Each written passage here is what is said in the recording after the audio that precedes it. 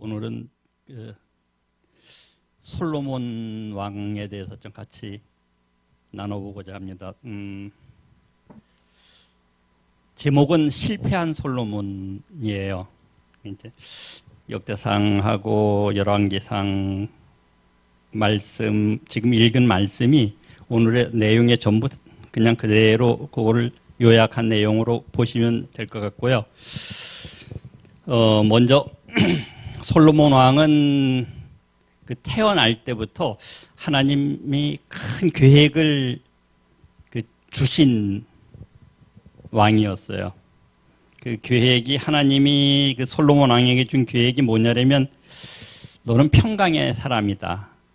이제 솔로몬 이름이 그 평강이란 뜻이거든요. 평안, 샬롬이란 뜻인데, 그래서 하나님이 이 솔로몬을 평강의 사람으로 만드시고 또 그 이스라엘에게 평안함과 안일함을 끼칠 것이라고 그렇게 이제 말씀하시고, 세 번째는 성전을 건축할 사람이다. 이렇게 이제 하나님께서 아예 그냥 그 솔로몬 왕의 그 계획함과 역할을 그냥 딱 이렇게 못을 박아서 주는 그런 장면을 오늘 이제 역대상에서 읽을 수가 있었거든요. 근데 이 평강이라는 것은 그 이제 환경이나 이런 걸로부터 오는 게 아니라 하나님이 함께함이 평강이라고 말씀을 하셨거든요. 그래서 솔로몬은 그 어릴 적에 이름이 있는데 그 이름이 여디디야라는 이름을 가지고 있거든요. 이건 하나님께 사랑을 입은 자라는 그러한 뜻인데, 그러한 솔로몬, 그리고 그 솔로몬의 역할 중에 하나가 이제 온 이스라엘의 평강을 흘려 보내야 되는 그러한 역할을 가지고 있었는데, 이건 우리 고린도후서 5장 18절 말씀을 보니까 화목케 하는 직책을 주신 사람들이 있었다는. 이제 그리고 성전을 건축하는 사람으로 태어났다는 거죠. 하나님 거하시는, 또 예배드리는, 찬양드리는 성전을 건축하는 큰 영광을 얻은, 이렇게 아주 엄청 큰 계획을 받고 태어난 그러한 사람인데, 그 솔로몬이 젊었을 때는 정말 굉장히 열심으로 그 하나님의 주신 계획을 이루는데 정말 열심이었어요. 그래서 1000마리의 희생으로 번제를 드리고 또 결단을 하고 하나님의 지혜와 지식을 구하니까 하나님께서 부와 재물과 영광도 함께 주시는 그러한 큰 역사를 주시죠.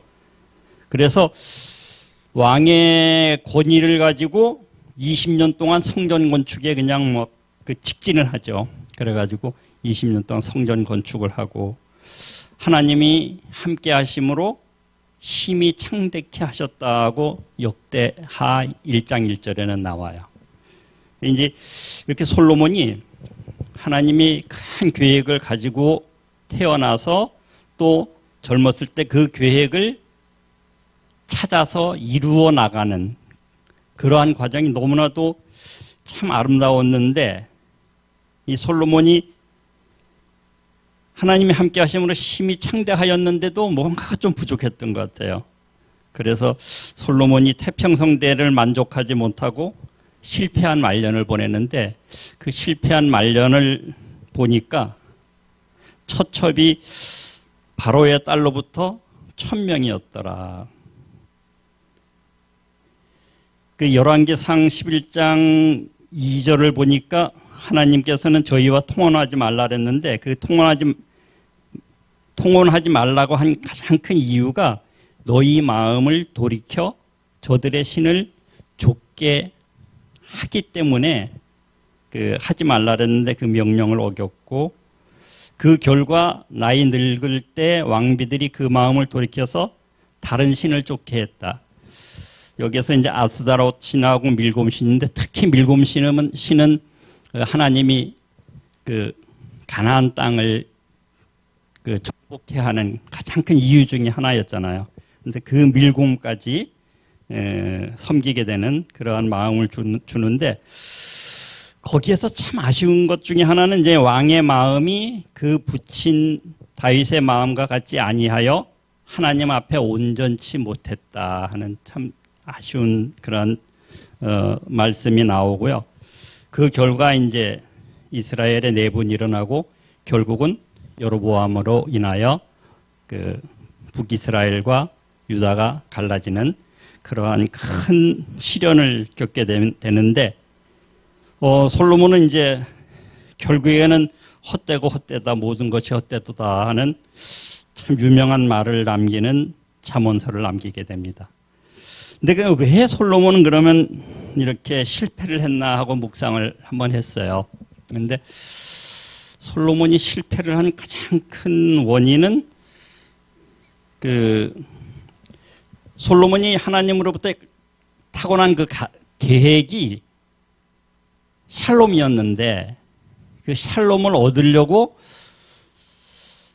그 샬롬의 근원인 하나님만 의지해야 되는데 하나님 말고 플러스 알파를 이제 찾았다는 거죠. 그게 뭐냐면 바로의 딸.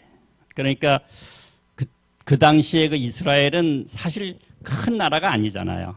작은 나라였잖아요. 그 애국부터 시작해서 그 주변은 전부 다 강대국들이었다고요. 그런데 그때는 주로 이제 그 나라와 나라 간의 평강을 이루는 가장 많이 썼던 게 그 혼인제도. 서로의 혼인을 함으로써 서로 침략을 하지 않고 하는 이런 이제 제도를 많이 썼는데 솔로몬이 그 제도를 썼다는 거죠. 그래서 이방 여인을 사랑한 근본 원인이 그 당시에 뭐 왕들이 굉장히 뭐 축첩하는 그러한 그 제도가 허용이 됐었지만 뭐 그 축첩이 꼭 이방 여인을 아니래도 되잖아요. 이스라엘의 여인으로도 얼마든지 뭐 1000명 만들 수 있었을 텐데 그 이방 여인으로 1000명을 만들었다는 거는 그 샬롬을 이루기 위해서 정략적으로 결혼을 했었다는 얘기죠. 이제 이게 지금 우리가 이렇게 봤을 때 인간적인 생각으로 볼 때는 굉장히 합리적인 것 같고 지혜로울 것 같기도 하고 그런데 그게 하나님의 명령을 어겼다는 거죠. 이제 그 대가가 북이스라엘과 유다로 나누는 엄청난 큰 대가를 치르는 결과가 됐는데 우리가 마음을 지키는 것이 정말 어렵다 하는 것을 다시 한번 느끼게 하는 말씀이었습니다. 그래서 잠언서에 무릇 지킬 만한 것 중에 마음을 지키라 하는 그런 말씀이 기억이 났는데 그럼 그 말씀을 지키는 게 무엇인가 하는 거에 대해서 이제 좀 저는 묵상을 했어요. 그 마음을 지킨다는 게 그 하나님만 의지하고 하나님으로만 즐거워하고 하나님만 자랑하는 것 이렇게 이제 좀 정의를 해 놓으셨더라고요. 그 지혜롭게 보이고 합리적으로 보이고 이성적으로 보이는 그 정략 결혼이 그게 하나님만 의지하지 않는 하나님 플러스 알파라는 것을 알게 되었고 또 두 번째는 참 좀 아쉬웠던 게 이제 이스라엘을 전부 다 이제 큰 나라로 완전히 세운 다윗, 그 다음에 그것을 그대로 이어받은 솔로몬. 그런데 그대에서 바로 이스라엘이 또 남과 북으로 이제 나누게 되는 결과를 낳았잖아요. 오래 못 가고. 그게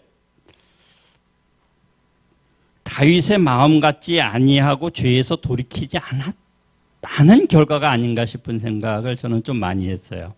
그래서 솔로몬에게 나단 선지자 같은 분이 있었다면 좀 강하게 다윗이 죄를 지었을 때 그걸 돌이킬 수 있게 하는 그러한 선지자 그런 분이 있었다면 이렇게 남과 북이 나눠지지 않는 그러한 좀 그렇게 되지 않았을까 하는 그런 아쉬운 마음을 좀 갖게 됐어요. 그리고 적용은 나는 마음을 잘 지키고 있나 하는 것과 두 번째는 우리 아들 결혼을 위해서 많이 기도를 해야 되겠다는 것. 그 다음에는 멘토, 멘티. 예, 요 세 가지를 적용을 했는데 마음을 잘 지키고 있나 하는 거에 대해서는 내 생각에는 합리적이라고 생각하는데 하나님 계명을 어기는 것 이런 것이 혹시 없나. 그리고 나는 요즘 구체적으로 무엇으로 즐거워하고 있고 시간을 보내고 있나. 이제 이 부분은 좀 이렇게 우리가 계량적으로 볼 수 있을 것 같아요. 내가 예를 들어 가지고 24시간이 있었는데 내가 인터넷 서핑을 하면서 어떤 부분을 내가 몇 시간을 썼는지, 예를 들어서 뭐 말씀을 읽는데 2시간 썼는데 쓸데없는 이재명이 하고 뭐 윤석열이 하고 뭐 하고 하는 것들만 뭐 몇 시간을 보지 않았나. 이제 그런 것들을 좀 계량을 할 수 있을 것 같은데 저는 이게 이제 지난주부터 요 말씀을 좀 보면서 좀 제가 이렇게 좀 체크를 해봤더니 쓸데없는 것들을 좀 많이 저도 유튜브를 좀 보고 있더라고요. 그래서 몇 가지는 좀 이제 안 보려고 작심을 하고 있는데 어떻게 될지 모르겠습니다. 자꾸 손은 그쪽으로 가고 눈이 그쪽으로 가는 것은 사실입니다. 그래서 그 즐거워하는 시간이 많은 쪽이 내가 마음이 그쪽으로 가 있다는 뜻이잖아요. 예, 내가 그렇게 생각을 하고 있다는 뜻이고, 그래서 하나님을 즐거워하지 않고 그 즐거워하는 것에 마음을 뺏기는 것이 있는가 하는 것을 체크하고 돌이키고 기도하는 그런 마음을 좀 갖고 있고요. 그래서 저는 이 마음을 지키는 거에 대해서 종교개혁 때 5가지 오직 요거를 좀 묵상하는 게 어떨까 하는 생각을 하고 있어요. 그래서 오직 예수, 오직 말씀, 오직 은혜, 오직 믿음, 오직 하나님께 영광. 이 부분을 머릿속에 좀 기억을 많이 하려고 노력을 하고 있고요. 그 다음에 솔로몬이 지혜와 지식을 그렇게 하나님께 얻고 또 하나님께 큰 축복을 받고 큰 그렇게 계획하심을 이룬 사람인데도 여자들한테 그렇게 이제 넘어지는 걸 볼 때 우리 아들도 믿는 사람하고 결혼을 해야 되겠다. 특별히 베드로전서 3장 1절부터 7절을 보니까 요거는 이제 우리 아들하고 나눈 말씀이에요. 요거는 이제 차 타고 가면서 베드로전서 그때 읽으면서 나눴는데 아내의 행실로 인해서 믿지 않는 사람도 구원을 얻는다는 것과 또 생명의 은혜를 함께 이어받을 자로 알아 귀히 여기라 이는 너의 기도가 막히지 아니하리라 하는 이 말씀. 이거는 이 남자들은 이 역할을 못한다. 이 여자가 잘해야 된다. 그래서 꼭 믿는 자매를 택해라 하고서 이제 좀 나눴던 말씀이기도 하고요. 그 다음에 멘토, 멘티는 다윗 대왕에게 나단 선지자가 있었듯이 나에게도 그러한 나단 선지자 같은 사람들 또 내가 또 뭐 우리 아들이나 또 누구 후배들이나 뭐에게 나단 선지자와 같은 그런 역할을 할 수 있는 그런 멘티를 좀 할 수 있는 그런 게 있었으면 좋지 않을까 하고 적용 한번 해봤습니다. 감사합니다.